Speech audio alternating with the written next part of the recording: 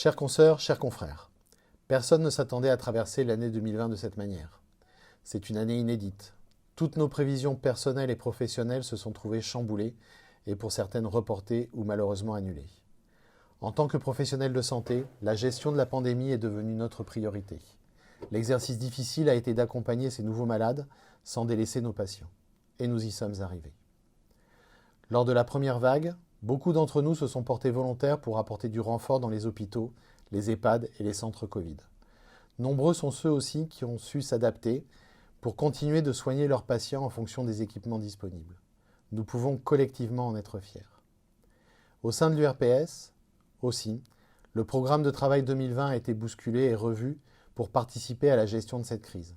Cette mission est la nôtre, en lien avec l'ARS Île-de-France. Nous l'avons remplie avec force et engagement depuis le mois de février. Nous avons œuvré pour assurer la continuité des soins de ville, pour maintenir la prise en charge des plus fragiles dans les EHPAD et pour obtenir des mesures de soutien économique pour la profession.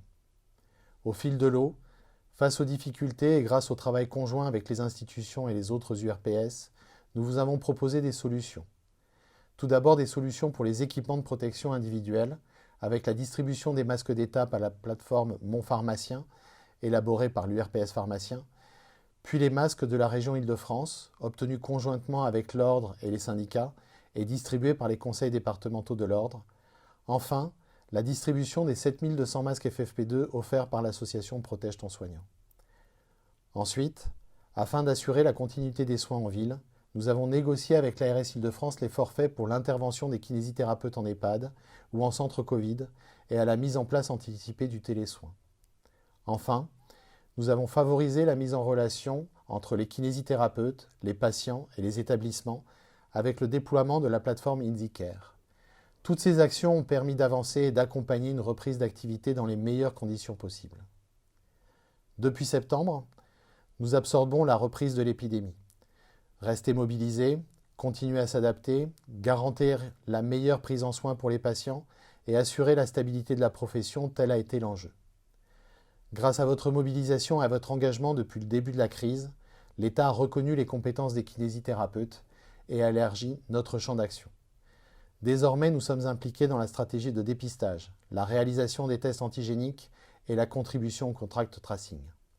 De notre côté, nous avons fait le maximum pour vous apporter tous les supports possibles en temps réel afin que vous puissiez vous investir sur ces nouvelles missions, allant de la formation aux tests antigéniques avec l'URPS Pharmacien à leur réalisation dans le centre rue du Docteur Roux dans le 15e arrondissement en partenariat avec l'association Inter-URPS francilienne et le groupe Pasteur Mutualité.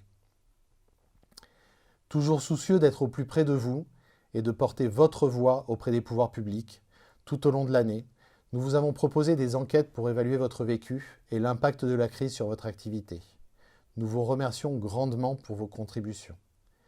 Je veux aussi remercier les élus de l'URPS et nos collaborateurs qui se sont mobilisés au pied levé pour vous apporter l'information quotidienne et pour répondre à vos questions en temps réel à partir de la boîte mail Contact.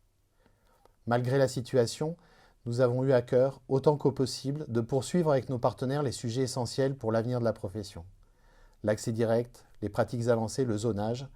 Vous pourrez retrouver toutes ces informations dans nos prochaines communications et dans notre rapport d'activité 2020. Avant de vous présenter mes vœux, j'ai une pensée pour celles et ceux qui nous ont quittés, qui ont perdu des proches ou qui ont encore des séquelles à cause de cette pandémie. C'est pourquoi, avant tout, je veux vous souhaiter la santé, afin que vous puissiez profiter de la vie, de vos proches et exercer notre métier au service des autres.